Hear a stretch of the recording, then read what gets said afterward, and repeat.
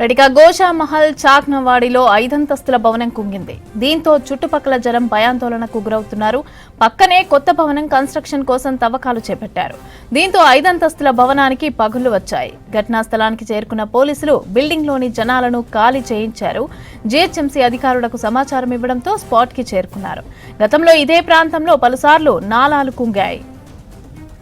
గోషామహల్ చాక్నవాడిలో 5 అంతస్తుల భవనం కుంగింది. దీంతో చుట్టుపక్కల జనం భయాందోళనకు గురవుతున్నారు. పక్కనే కొత్త భవనం కన్స్ట్రక్షన్ కోసం తవ్వకాలు చేపట్టారు. దీంతో 5 అంతస్తుల భవనానికి పగుళ్లు వచ్చాయి.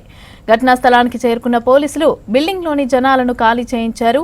ఇక జీహెచ్ఎంసీ అధికారులకు సమాచారం ఇవ్వడంతో స్పాట్కి చేరుకున్నారు. గతంలో ఇదే ప్రాంతంలో పలుసార్లు నాలాలు కుంగాయి. ఇదే అంశానికి సంబంధించి పూర్తి అప్డేట్స్ సదానందం అందిస్తారు. సదా చెప్పండి, గోషామహల్ దగ్గర 5 అంతస్తుల భవనం కుంగినట్టుగా తెలుస్తోంది. దానికి సంబంధించిన అప్డేట్స్ ఏంటి? గోషామహల్లోని చాక్నవాడిలో G+4 బిల్డింగ్ పక్క కొరిగింది. సో యాక్చువల్ గా అది 60 ఫీట్లు ఉంటుంది. సో 60 ఫీట్లలో G+4 బిల్డింగ్ ఇక్కడ కన్స్ట్రక్షన్ చేశారు. సో పక్కనే యాక్చువల్ గా ఇది ఇద్దరు బ్రదర్స్ షేర్ చేసుకున్నారు. సో పక్కన వాళ్ళ అన్నయ్య మళ్ళీ ఇల్లు కట్టుకోవడానికి పాత బిల్డింగ్ ని, ఇక్కడ ఉన్నటువంటి పాత ఇల్లును కూల్చేసి కొత్తగా మళ్ళీ నిర్మించడానికి ఇక్కడ కింద పుట్టింగ్ కోసం ఇక్కడ పక్కనే పిల్లర్లు వేయడానికి కింద ఎక్స్ట్రాగా ఎక్కువ లోతుగా డీప్ గా పొక్కలు తీయడంతో సో ఆ పక్కనే ఉన్నటువంటి బిల్డింగ్ ఇటు సైడ్ ఒరిగింది. సో యాక్చువల్ గా ఇదైతే G+4 ఇట్లాంటి ఏరియాల్లో ఓన్లీ ఇది 60 ఫీట్లు మాత్రమే ఉన్నది కాబట్టి ఇక్కడ కేవలం G+2 వరకు మాత్రమే పర్మిషన్ ఉంటుంది. సో వాళ్ళ కింద దీనికి ఇంత పెద్ద బిల్డింగ్ కట్టినప్పుడు సో కింద పిల్లర్లను కూడా అంత స్ట్రాంగ్ గా, అంత బలంగా, అంత డీప్ గా తీయాల్సి ఉంటుంది. కానీ కేవలం 6 ఫీట్ వరకు మాత్రమే పిల్లర్లు తీశారు. సో దీంతో పక్కన ఉన్న వాళ్ళు వీళ్ళు పిల్లర్లు వేయడానికి 12 ఫీట్ల వరకు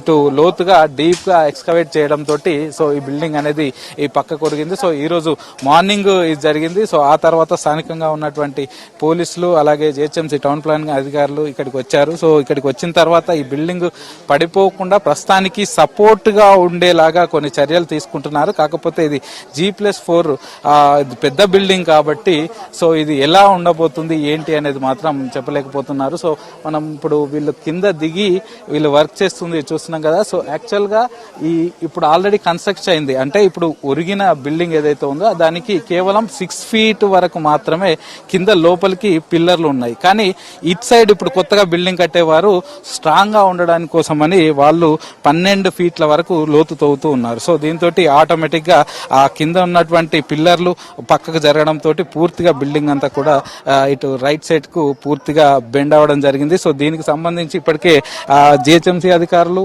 లోకల్ పోలీసులు అలాగే హైడ్రా అధికారులు ఇక్కడికి చేరుకున్నారు. సో ఈ బిల్డింగ్ కి ప్రస్తుతానికైతే టౌన్ ప్లానింగ్ అధికారులు ఇప్పటికిప్పుడు కింద పడకుండా అయితే కొన్ని చర్యలు తీసుకుంటున్నామని చెప్తున్నారు. దీనికి సపోర్ట్ గా కొన్ని చర్యలు తీసుకుంటున్నామని చెప్తున్నారు. కానీ ఇంత పెద్ద బిల్డింగ్ కాబట్టి, ఎందుకంటే ఇది కేవలం తక్కువ విడ్త్లో, అంటే కేవలం 60 గజాలలో వీళ్ళు G+4 కట్టారు. సో ఇంత పెద్ద బిల్డింగ్ ఇప్పుడు కింద వీళ్ళు సపోర్ట్ పెడుతున్నారు. కానీ ఇది పెద్ద బిల్డింగ్, పైన వచ్చిన కొద్ది కూడా మనకి ఇక్కడ కనిపిస్తుంది సూటుగా గ్యాప్ వచ్చింది. సో ఈ బిల్డింగ్ కి ఇది కలిపి ఉన్నది, కానీ ఈ బిల్డింగ్ కి మధ్య గ్యాప్ వచ్చింది. సో పైన ఉన్నటువంటి ఏదైతే పై ఫ్లోర్స్ ఉన్నాయో ఆల్రెడీ బెండ్ అయిపోయినాయి. సో అవి ఏ టైం అయినా కింద పడే అవకాశాలు ఉన్నాయంటూ కూడా అధికారులు చెప్తున్నారు. సో ఉన్నతాధికారులు రావాల్సి వచ్చిన తర్వాత ఈ బిల్డింగ్ స్టెబిలిటీ టెస్ట్ చేస్తారు. ఇది ఒకవేళ సపోర్ట్ పెడితే ఉంటుందా లేకపోతే పడిపోయే అవకాశాలు ఉంటాయనేది చూస్తారు. ఒకవేళ కనుక ఇది స్టెబిలిటీ టెస్ట్ లో ఫెయిల్ అయితే, ఒకవేళ పడిపోయే అవకాశాలు ఉన్నాయని తెలిస్తే మాత్రం తప్పకుండా ఈ బిల్డింగ్ ని పడగొట్టే అవకాశాలే కనిపిస్తున్నాయి. ఎందుకంటే ఇది ఆల్రెడీ